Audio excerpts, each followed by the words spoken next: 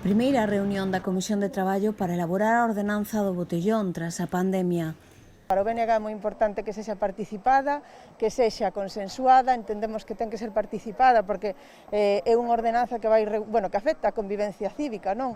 Que se genera ruidos e, polo tanto, afecta a esa convivencia cívica e, ademais, que sexa traballada dun xeito transversal, tanto como coordenanza de ruidos como coordenanza de veladores. Dende a Concellería indicaronos que eles xa se reuniran con os hosteleiros e con Stop Accidentes. É verdade que dende os grupos que nos gustaría que tamén que houbese reunións por parte da Concelleira, pois ademais tamén coas AMPAs, tivese cos colexios oficiais, non pois o consumo de alcohol é algo que afecta relacionado co tema sanitario e despois tamén dende a Concelleira dixo que iba tamén solicitar a participación das asociacións xuvenis, o que tamén nos parece positivo, pois tamén son un grupo implicado.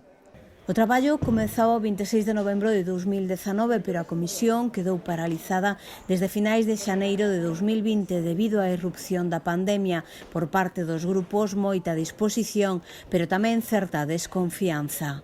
E eu o que lles preguntei hoxe é: temos claro que queremos suprimir o botellón na cidade ou queremos seguir enredando con plans especiales e tocar infinidade de puntos para ao final acabar o mandato sin suprimir o botellón?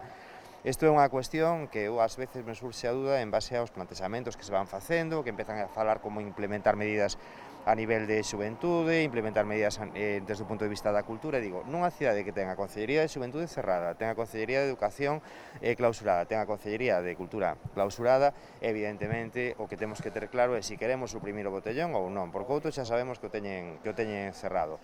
A oposición insiste nese traballo transversal. Nos parece muy importante que se tengan en cuenta esos planes interdisciplinares desde cada concellería implicada en este tema sobre el botellón. Y lo digo porque si no vamos a tener una ordenanza que va a salir con un montón de puntos, pero va a ser una ordenanza con mucho contenido y sin contenido. Y digo contenido porque hay un trabajo que hay que hacer desde las concellerías, desde Cultura, Deporte, Educación y Sanidad.